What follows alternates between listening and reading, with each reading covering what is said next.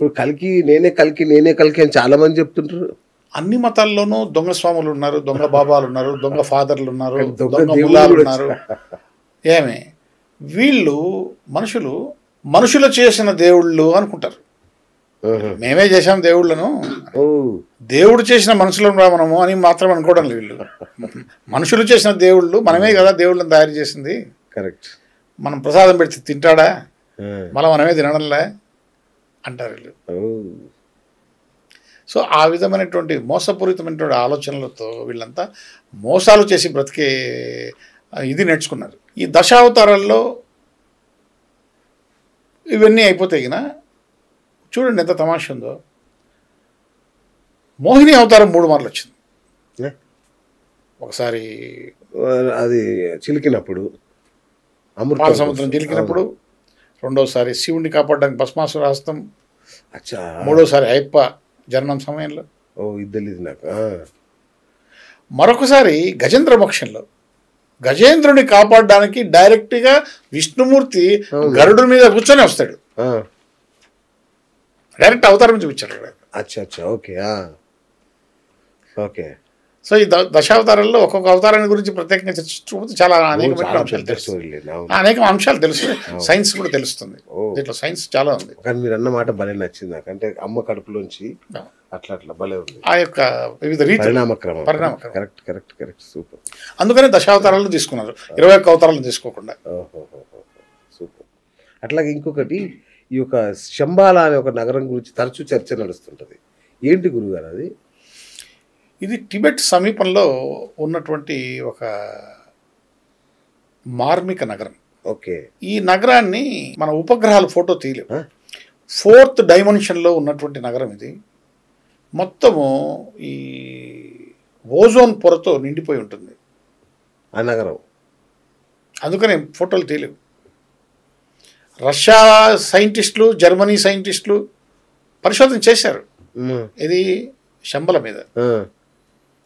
German అప్పుడు అధ్యక్షుడు Hitler పెద్ద ఎత్తున తారస్థాయిలో దీన్ని కనుక్కోవాలి, ఈ నగరాన్ని కనుక్కోవాలని చేశారు. వీళ్ళు కొన్ని రిపోర్ట్లు కూడా సబ్మిట్ చేశారు, కానీ ఆ రిపోర్ట్లు ఇంతవరకు బయటికి రాలా. ఈ శంబాలా నగరంలో సిద్ధ పురుషులు మాత్రమే ప్రవేశించగలుగుతారు, మామూలు మనుషులు ప్రవేశించడానికి అవకాశం ఉండదు. అతి భయంకరమైనటువంటి నిశ్శబ్దము, ఆ నిశ్శబ్దాన్ని భరించలేము మనం. ఓకే. ఆ నిశ్శబ్దమే చంపేస్తుంది నేను. తపో శరీరులై ఉంటారు అక్కడ ఉన్నటువంటి ఋషులంతా కూడా. కల్కి అక్కడి నుంచే వస్తాడు అనేటువంటిది గ్రంథాలు చెప్తున్నాయి. ఓకే. అక్కడి నుంచి కల్కి వస్తాడు, గుర్రం పైన ఏం రాడు, అంటే హార్స్ పవర్, అంత స్పీడ్, అంత వేగంగా వస్తాడు అనేటువంటిది మనకు తెలుసుకోవాలి, అర్థం చేసుకోవాలి.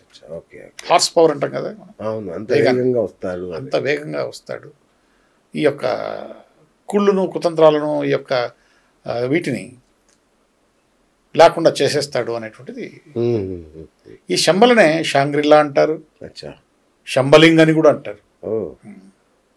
ఒక అద్భుతమైన మార్మిక నగరం. శంబల గురించి తెలుసుకుంటే, చదువుతూ పోతే ఇంకా ఎంతో అద్భుతమైనటువంటి అసలు రోమాలు నిక్కబుడుచుకుంటాయి. కనిపిస్తుంది, మన కంటికి కూడా కనపడదు. నీకు అవుట్లైన్ చెప్పగలిగారు కొంతమంది. అది కూడా ఎవరు? మేడం బ్లావెట్స్కి, రష్యన్ యువతి. ఆమె ఒక సొసైటీ పెట్టింది, థియోసాఫికల్ సొసైటీ. ఆమె సొసైటీ పెట్టిన తర్వాత ఈమె నగరం దాకా వెళ్ళి ఆమె కొన్ని శక్తులు ఉన్నాయి, కొన్ని మానవాతీత శక్తులు ఉన్నాయి. ఇప్పుడు ఇక్కడ ఉన్నాం, మనం కూర్చొని ఉన్నాం, ఇట్లా లోపలికి చేయి పంపించేస్తుంది. ఇప్పుడు ఇట్లా మనం చేయి లోపలికి పెడితే ఆడిపోతుంది, పోదు. మట్టిలో పెట్టినా కూడా పోదు కదా. ఆమె లోపలికి చేయి పంపించగలుగుతుంది, కింది నుంచి ఏదైనా తేగలుగుతుంది. అలాంటి మానవాతీత శక్తులు ఉన్నాయి. ఆమె శంబల గురించి కొంత సీక్రెట్ డాక్ట్రిన్స్ అని రాసింది పుస్తకం. ఎట్లా రాసింది? ఎప్పుడో ఎవరో ఆమెను ఆవహిస్తారు. ఇది సప్త ఋషుల్లో ఒక ఋషు మైత్రేయి అనేటువంటి ఒక ఋషి ఆవహించేవాడు ఆమెను. ఆ సమయంలో కూర్చొని గబగబ రాసేది.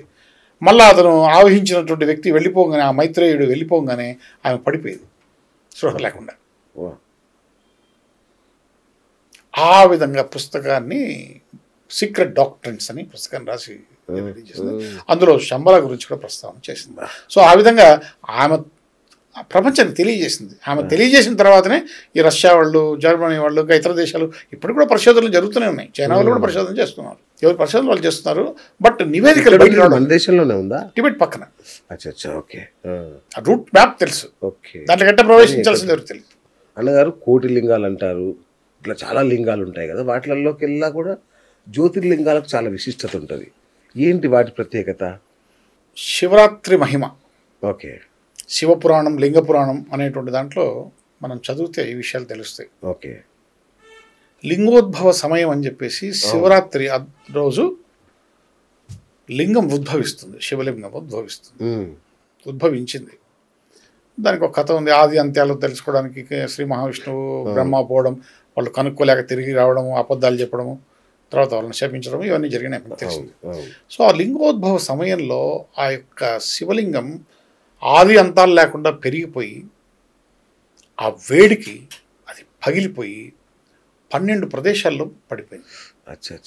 ఓకే. సో 12 ప్రదేశాల్లో ఎక్కడైతే పడ్డాయో అవి వాటిని, ఆ శివలింగాలను అక్కడ ఉన్నటువంటి నదులతో అనుసంధానం చేశారు ఋషులు. నీవు జ్యోతిర్లింగం ఎక్కడున్నా కూడా అక్కడ నది ఉంటుంది. ఓకే. సహజంగా ఏర్పడింది ఇది లింగం, అక్కడ నది ఉంటుంది. ఓకే. ఆ విధంగా 12 జ్యోతిర్లింగాలను 12 నదులకు అనుసంధానం చేశారు. మీరు చూడండి, ఇప్పుడు మనము శివలింగానికి పైన జలం రాలుతూ ఉంటుంది, ఒక్కొక్క చుక్కు చుక్కు చుక్కు చుక్కు పడుతూ ఉంటుంది. బిల్వ పత్రాలు పెడతాం శివలింగం మీద. ఎందుకు అంటే శివుడు అభిషేక ప్రియుడు అంటారు అని మామూలు. శివుడిలో ఒక రేడియేషన్, శివలింగంలో నుంచి ఒక రేడియేషన్ వస్తూ ఉంటుంది. ఆ రేడియేషన్ను కంట్రోల్ చేయగలిగేటువంటి శక్తి బిల్వ పత్రాలకు మాత్రమే ఉంది, ఆ యొక్క నీటికి మాత్రమే ఉంది. అందుకని నీకు అణు రియాక్టర్లు ఏవైతే ఉన్నాయో అవి శివలింగాకారంలో ఉంటాయి. మీరు కావాలంటే మీరు గూగుల్ సెర్చ్ చేయండి. అణు రియాక్టర్లని శివలింగ రూపంలో ఉంటాయి. అవి సముద్రం పక్కనే ఉంటాయి. ఈ అణు రియాక్టర్లో ఆ శివలింగం పైన బోడీ ఉంటుంది. ఆ బోడీలో విపరీతమైనటువంటి వేగంతో నీళ్లు తిరుగుతూ ఉంటాయి, బర బర బర బర బర బర, ఆ రేడియేషన్ తగ్గించడానికి. ఓకే. లేకపోతే అక్కడ పనిచేసేటువంటి వ్యక్తులకు హాని జరుగుతుంది. అందుకని మనం శివలింగం అభిషేకం చేసేటప్పుడు అక్కడ ఆ రేడియేషన్ పీల్చుకోవడానికి మనం బిల్వపత్రాలను వేస్తాం. విషయం. అయితే అత్యంత విశిష్టమైనటువంటి ఈ 12 ప్రదేశాల్లో కూడా 3 ప్రదేశాలు ఉన్నాయి. ఒకటి ఉజ్జయిన్, కాశీ, శ్రీశైలం. ఎందుకంటే ఇక్కడ శివలింగంతో పాటు నది ఉంది. శివలింగం ఇది మన జ్యోతిర్లింగం స్వామివారు ఉంటే పక్కనే శక్తి స్వరూపిణి అమ్మవారు. ఇలా అమ్మవారు అయ్యవార్లు ఇద్దరు కలిసి ఉన్నటువంటి 3 ప్రదేశాలే. ఆ 3 కాశీ, ఉజ్జయిన్ అండ్ శ్రీశైలం. అట్లాగే అన్నగారు, క్రికెట్ మన దేశపు ఆట అయిపోయింది, అది మన దేశంలో అంతర్భాగం అయిపోయింది. దాంట్లో కూడా ఆధ్యాత్మికత ఉందా? ఏమన్నా ఉంది, కానీ పిల్లలకు తెలియదు. ఎవరికి తెలియదు, పిల్లలకి మాకే తెలియదు. ఇప్పుడు జనరేషన్ ఆడతారు, క్రికెట్ ఆడతారు, కానీ ఈ క్రికెట్లో దాగి ఉన్నటువంటి అంతర్లీనంగా ఉన్నటువంటి ఆధ్యాత్మికత ఏంటంటే మనకు భూత, భవిష్యత్, వర్తమాన కాలాలని 3 ఉంటాయి. క్రికెట్లో 3 స్టెంపులు ఉంటాయి. దానికి ఎదురుగా ఒక స్టెంప్ ఉంటుంది, అది మనిషి. ఈ మనిషి ఇక్కడి నుంచి ఆ 3 స్టెంపులను అవుట్ చేయాలని ప్రయత్నం చేస్తూ ఉంటాడు బౌలింగ్ ద్వారా. అంటే అక్కడ బ్యాట్ పట్టుకొని నిలబడినటువంటి వాడిని విజయాన్ని కాకుండా వాడికి భూత, భవిష్యత్, వర్తమాన కాలాలే లేకుండా చేయాలని వీడు ప్రయత్నం చేస్తుంటాడు. వీడి పేరు కాలుడు. కాలుడు. వీడు ఎంతసేపు ఇక్కడి నుంచి బౌలింగ్ వేస్తానే ఉంటాడు, ఎంతసేపు వాడు మాత్రం అక్కడ బ్యాటింగ్లో ఉంటాడు. వాడిని ఎంతసేపు ఓడించాలని వీడు అనుకుంటుంటాడు, వాడు విజయం సాధించాలని వాడు అనుకుంటూ ఉంటాడు. సో ఈ కాలుడు చేతికి చిక్కితే వాడు బ్యాక్ టు పేవేలేండి. వీళ్ళిద్దరు ఆడుతుంటే చుట్టూ 11 మంది ఉంటారు ప్లేయర్లు, ఫీల్డింగ్. వీళ్ళు ఏకాదశి రుద్రులు, వీళ్ళు ఎట్లా ఆడుతున్నారు ఏంటి ఏం కథ అనేది వాళ్ళు గమనిస్తూ ఉంటారు. క్రికెట్లో ఇంత ఆధ్యాత్మికత ఉందా? కానీ నువ్వు ఓడిపోకూడదు అని చెప్పి డిఫెన్స్ ఆడుతా కూర్చుంటే ప్రేక్షకులు ఒప్పుకోరుగా. అప్పుడప్పుడు 4లు కొట్టాలా, 6లు కొట్టాలా, కేరింతలు, రచ్చలు, రావిళ్ళు కావాలా. ఆ గందరగోళంలో నువ్వు ఓడిపోతే మాత్రం అవుట్, బ్యాక్ టు పెవిలియన్. జట్టును గెలిపిస్తే మ్యాన్ ఆఫ్ ది మ్యాచ్. ఇదే జీవితం, ఇంతకుమించి ఇంకేం లేదు.